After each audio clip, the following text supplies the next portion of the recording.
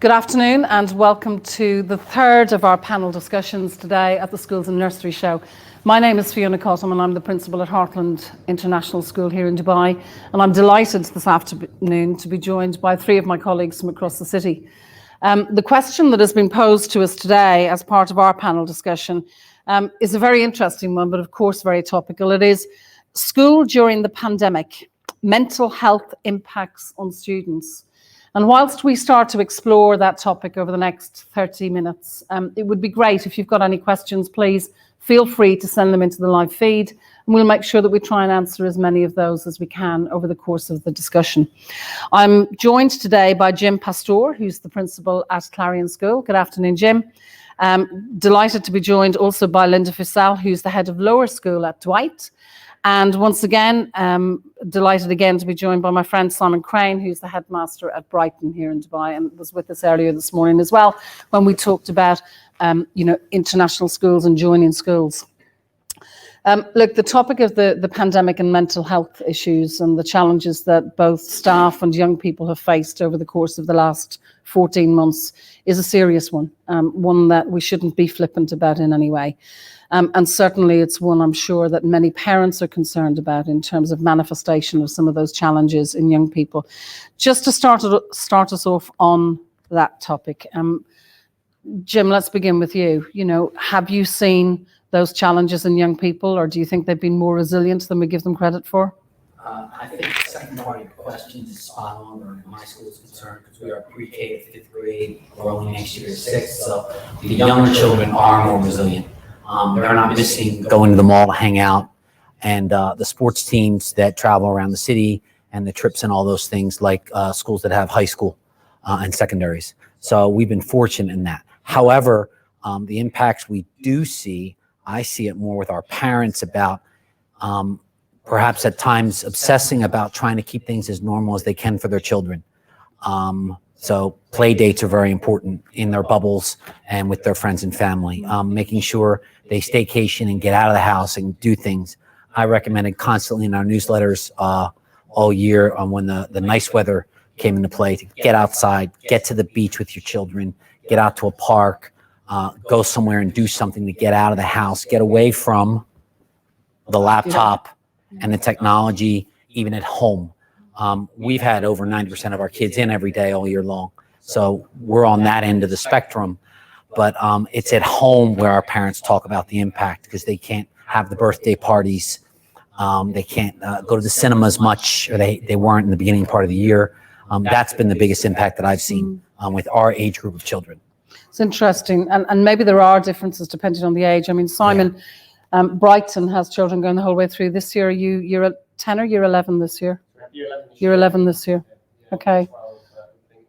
And what have you found in relation to young people and those challenges? I think resilience is something that's inbuilt to all of us, and I've certainly seen children that have had an abundance of resilience actually for the most part. We've been very fortunate at the college to remain open throughout and have the majority of our pupils in school learning face to face, and they've craved that human interaction, as have our parents. But certainly we've seen an emphasis on looking out for signs of anxiety, and we've done a lot with our counsellor to support that.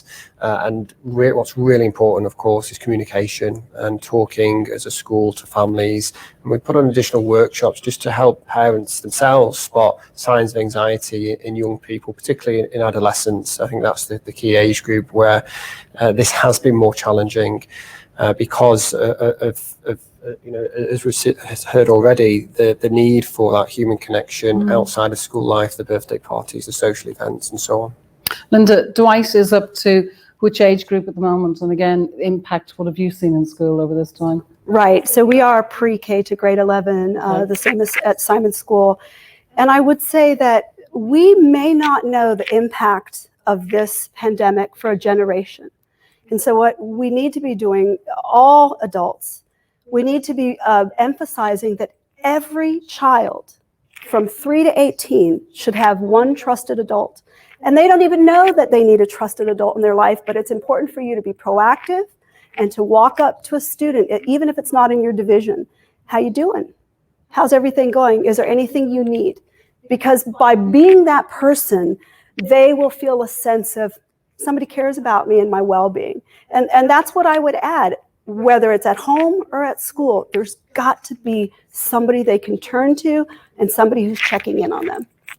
And we know that, we've seen some of the global reports, and I think you're probably right, Linda, this is something we won't know the impact of until years ahead. But are there any particular measures that, for example, at Dwight, you're putting into place to try and support this further? Any particular programs of study or any adaptations, for example, to curriculum, particularly with older students that you're putting in place? 100%. So we do in the lower school have an app that children can check in on a daily basis, and you can put in how you're feeling, and it immediately gets sent to 4 adults. Lower school head, the counselor, and the 2 classroom teachers. So somebody can immediately stop what they're doing and go and check in.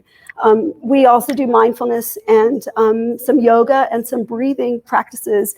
And they might not seem like much, but just teaching someone how to just breathe and be in the moment can have far-reaching impacts. And so I think that there's a lot that we can be doing, keeping it, like you said, as consistent as the activities that you do as consistent as possible also leads to students feeling centered and safe. Any changes or adaptations, Jim, that you as a school community have either needed to put in place or indeed are thinking about putting in place because of what's taken place? We've put some things into place that I would say that we might have done in a regular year, being my first year at the school. We've had some parents who are professionals in health and wellness and nutrition who came into workshops live with our teachers in a large space, and then online with our parents about eating healthy and mindfulness and yoga and quiet time. So we're trying to recommend a little bit of everything to keep things as normal as possible for our age group. Children getting outside and playing, and again, getting away from the technology. My interaction with parents of older children has been, I went to see a doctor I threw my shoulder out playing ball with some of the kids at school. And he was talking about how his older son is in online school and never leaves the house because all of his buddies are online gaming. So the impact of this COVID crisis has been, I feel, more in the older children who are getting sucked into an online world even more. And so how Dubai helps them all come out of this next year with a reopening and a spurt of growth in the city, and it's going to lead the country when we come back August 29th to school. I think it's going to be very important. Yeah. It's interesting. Simon, we were talking before we came live on air about a program that you've developed at the school that you're putting in place in September to do with, was it wellbeing? Yeah, so well-being is high on the agenda in Dubai, rightly so. And I think it's absolutely brilliant that it is being infused in all different schools and all different ways of life. And so we've taken that really seriously, and we've developed a Sunshine Committee to focus on well-being, both the here and now, but also into the future. So we are putting discrete curriculum time into our sixth form, year 12, in September to help move pupils on from the pandemic. And that's going to look at some really simple strategies for self-help and balance of work and home, and also what to do when things aren't going so well and when you're not feeling happy, and how we can support young people get through this and develop those skills into adulthood. Okay. And for parents,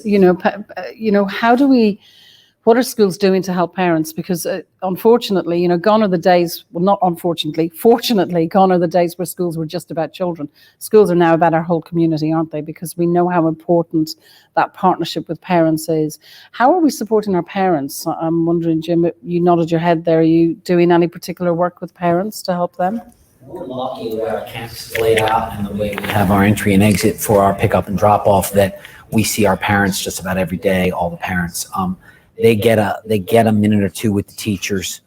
Added to that is using programs like Seesaw, since we are a primary school. The teachers are sending something home every day. The kids are taking pictures of what they're doing in class and sending it on Seesaw, and their parents get to see it because parents can't come inside the classrooms this year. I have to admit, with our clientele at our school, I was worried about how they would follow the rules and regulations. They have been exceptional this year. Because conversely, the pressure in my community is more on the parents than on these young children about how COVID's being handled, because kids are resilient. Adults, we spend a lot of time overthinking everything, I think. And so our parents have been troopers in following the rules and regulations and understanding that when I say KHDA and DHA say that we have to do this, they understand and they nod and they say, my words, not theirs, inshallah. Next year is going to be different, and it is going to be different. Yeah. We're gaining towards a takeoff point in the fall where we really have a reopening in this country. We're so far ahead of the rest of the world and what's going on that it's just going to be brilliant. It really is. And we're going to take a lot out of the things we're talking about today. Schools are putting a lot of emphasis on mindfulness and health and well-being, that not that we didn't before, but it's more at the forefront of what we're doing rather than a very important add-on. I think that's important. I mean, Linda, you talked about, how we're supporting the young people in school and devising the curriculums, but I think, Jim, you're absolutely right. Sometimes it's the anxiety of parents that it manifests itself actually on the children. The children themselves are quite buoyant and, as you said, Simon, incredibly resilient. Ways that you're working with parents, Linda, at Dwight, anything different that you're doing or planning to do in the future? Yeah, that's such a great question. And I think the way that we as schools need to look at this is crisis to opportunity. What can we turn this into that works and that's helpful to our constituents? And never say no to taking a meeting with a parent, being there, being willing to take a call, doing a Zoom session. They need it now more than ever. And one thing I would strongly recommend that schools do, and hopefully this stays throughout, this is one of these opportunities that has really become grand for the schools, is parent forums, bi-weekly, 5 p.m. to 6 p.m. on Zoom. Parents can jump in, and it's that sense of safety and security that the school will hear me out. And I know it's coming every 2 weeks that there's a forum open that parents can jump in and talk about whatever they want to talk about, no agenda, because that's what they need. It's like with any of us. We need to feel heard right now. Parents need to feel heard right now. And we're there and we answer questions and we're fully transparent. We're going through something none of us have ever experienced, and we need to be able to talk about it and process it together. Your idea of a bi-monthly forum is absolutely super. I love that idea. What types of questions are parents bringing to the table? It's something, I had one Wednesday, and it's something that could be as simple as, can you tell me what's happening for the last term? Can you tell me the events that are happening? Or what are you doing to make sure the children are keeping their masks up? And, just basic questions. It runs the gamut. Okay. And it's not maybe so much about the questions that they are asking as you're there, it's open forum, and they always know that they can count on you to be there to answer for them. So it's been great. I think you're right. Parents need to know that we're there for them as much as they are. That's what makes communities, and that's what makes great schools. Simon, anything in particular at Brighton that comes to mind in terms of the partnerships with parents over the course of the year, particularly? No, completely agree with what's been said, and we've also put in place parent groups, and I think a good point, just to build on what's been said already, is through those groups we call them parent ambassador groups, and they come together every half term. We also have a thriving Friends of Brighton group as well amongst parents, and what I've seen, which has been a real benefit, is connecting parents to parents. Okay. And that's the starting point is community, and I think that's made a real difference in parents feel supported from all different sides as we get through this. I mean, one of the things that we have certainly found, and I'm just wondering if anybody else has experienced and what your thoughts might be, is that the concerns that young people have are very different concerns than they had before, and they're not necessarily pandemic issues, but they're now more acutely aware, for example, of parents perhaps losing jobs, parents perhaps being in financial difficulty. They were often the conversations that we kept away from our children. It's hard to hide those, particularly when you're living in Dubai, when there's job loss and there's cuts in salaries, etc. I'm just wondering, has anybody got any strategies or any ideas of what are they doing in their schools to help young people with problems that really aren't even children's problems, but problems that they're facing because of the world in which we live. Is there any guidance or anything different, Simon? A really good starting point is a strong PSHE program. Okay. So that's a pastoral social health education type program. Yeah, I'm building on the moral education as well that all schools do, and having a program that's progressive as children get older, and keeping those topics live and relevant to the moment, and reviewing them with the parent ambassador group, with the student council, to make sure the right information is being discussed at the right time. And I think that really makes a difference. Is there anything that we think, as educationists, that's missing? Any help that we think we need, Jim? Or I'm not being accusatory, suggesting that the government aren't doing the right things. I just mean, is there anything we think in terms of our training or our support that we might need to help us on this journey? I think, and I'm not saying it just to be a Pollyanna and positive with the way the organizations, KHDA and DHA, have handled things, but I don't know how they could have done a better job this year. Dr. Abdullah and KHDA held online modulus forums the last several weeks with principals, and he answered every question honestly, and principals asked them from A to Z, very tough questions, and he was honest, and some of them were, we don't know yet, we're waiting to see. Vaccinations will tell more. We would like everyone to be fully open. So the government, I really feel, has been spot on with how they've progressed with supporting schools. I guess I was thinking more about, I think of myself as a head. I'm not an expert on matters such as well-being, etc. And I'm not even suggesting at all that the government could put anything in place. But, are there places that we could go to, that we could help each other with? Are there online forums? Are there areas? For me, for example, Twitter has been an absolute godsend during this pandemic. I've learned so much from other colleagues who've shared articles and shared news information, because this is an unknown minefield for us as well as leaders, isn't it? Linda? Yeah, I agree with you. And I think that the schools who are fortunate enough to have on-site counselors, we have been recommending that our parents who are having financial troubles or career loss reach out to our counselors. I do think it would be helpful if there was some kind of maybe a list of resources that are put out there. But I agree with you. Our KHDA and DHA help is bar none. It's been so helpful, and we've leaned on them so heavily. It's like a security blanket, isn't it? Yes. So we have that, and then it would be nice if our parents did have even more counseling services out there. I think certainly when we see the indecisiveness that have come from governments in other parts of the world, we realise how lucky we are that decisive actions and decisions have been taken here, absolutely. Simon, training for staff to help them in this new field for them? Yeah, I think, the pandemic, a silver lining for me is collaboration. I think more than ever, schools are talking to each other, and not just at head level, but at all levels. I've seen far more discussion, professional dialogue, and openness to share best practice. I think that really is a silver lining, and that's only going to help the pupils. I think the wellbeing forum that KHDA ran the other week as well, in terms of all of those guest speakers, I think that was really informative for us as leaders as well. I'm just checking to see if there's any questions that have come in from different parents, and there aren't at this time. And I wonder if it's because really, they're working with us through this, aren't they? This is new to all of us.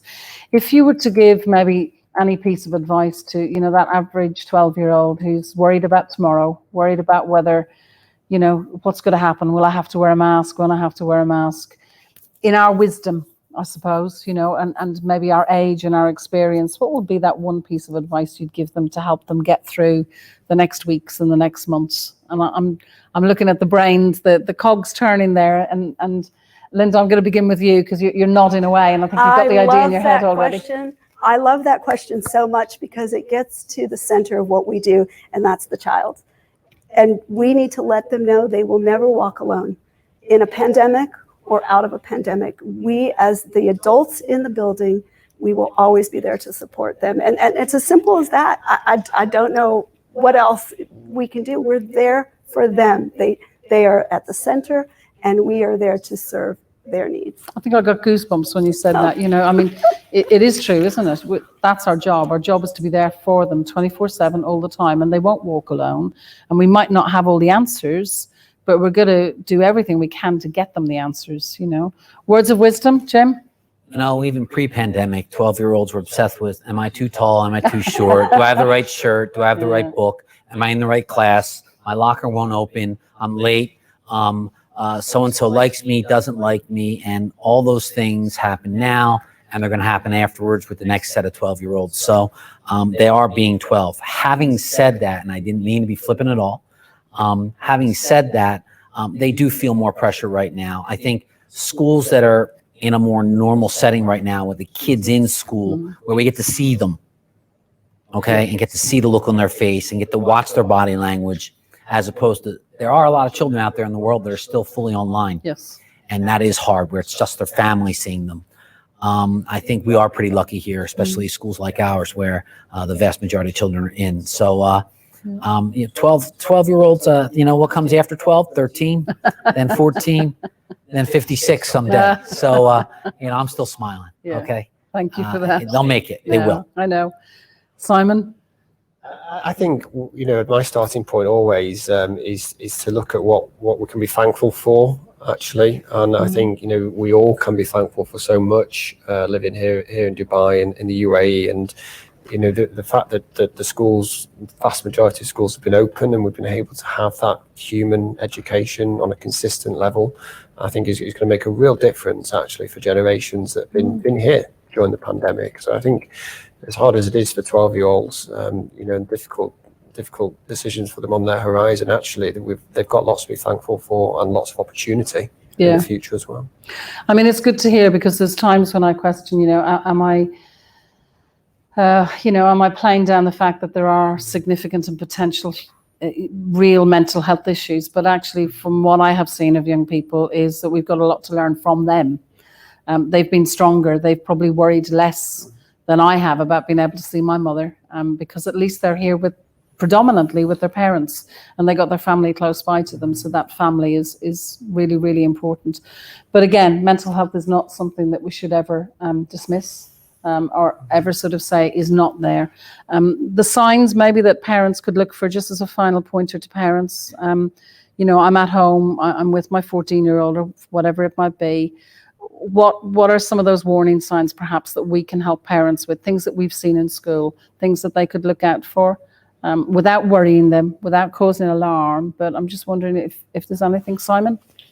I think firstly, my advice to parents, if there's any inch of concern, get in touch with the school and work through this together. We're at the end of a phone call, a Zoom conversation. That's what we're here for. But obvious signs to look out for are changes of behaviour. Things that are going a little bit different, whether that's sleeping or eating or conversation, the basics of a day, things that alter, then that's certainly something that the parents should take seriously. And they should discuss it. Okay, good. Linda? Yes, to add to that, if you find yourself saying, he's not normally like that, or she's not normally like that, then you can't make excuses. You need to dig in. If your child is closed off, it wants to be alone, these are all signs that there could be some kind of issues going on, and you need to have it checked out. And don't be afraid. Don't be afraid to dig in. You're your child's advocate, your number one advocate, and we can support in that way. Reach out to the school's counselors, but take it seriously. This is our number one resource, our children. So dig in. Okay, thank you. And Jim? I say not only just reach out to the school and to the counselor and to the principals, but reach out in primary school, reach out to the homeroom teacher. They're with them a large part of every day. Reach out to that one special teacher in secondary. Maybe it was their coach last year. We might have enough sports going on, but if I was your 12-year-old son's football coach last year when they were 11, and I'm still in the same school, then reach out. Hey, Jim, have you noticed Mike lately? Anything going on? Because we've noticed a change at home. Sometimes the changes, it's hormonal. They're getting older. Yep. Sometimes it is that. We forget that in the pandemic now, that life is going on. Kids are growing and changing. But having said that, reach out to the teachers as well. And with email, Seesaw, and the other systems we use, WhatsApp, There are a variety of ways to reach out to the teacher. No teacher rolls their eyes and says, OMG, it's a parent that wants to ask me how their child is doing and dismisses it. All teachers get back. Yes, principals want to get back, but if we've got 200 or 300, 1,000 students, we don't know the child as well as the homeroom teacher or the coach or the drama teacher who did the special activity with them or something like that. So reach out to that special adult. Goes back to the beginning. Who's that special adult in our life? They already have some from earlier in the year and from previous years, probably. Okay. So reach out to them. Well, look, my thanks to our expert panel this afternoon, to Jim, to Linda, to Simon. I think the key messages, and I hope that you felt them yourselves as parents watching us today on behalf of the Schools and Nursery Show, is that, we are in this together. It's not a cliched hashtag. We very much won't allow anybody to walk alone, as Linda said. And certainly we will be there for you as parents as well to support. Harping back to Jim to leave us with some positivity, you talked about Dr. Abdullah's Majlis meeting that he had with principals, and that sense of hope for the future and positivity was very clear in his message, that we hope that once we get to the autumn term, that things will be better in our schools. But in the meantime, let's watch for those signs, let's work together, and let's work together as schools. So my thanks to our experts today. I'm delighted to have you here. And on behalf of the Schools and Nursery Show, thank you for joining us.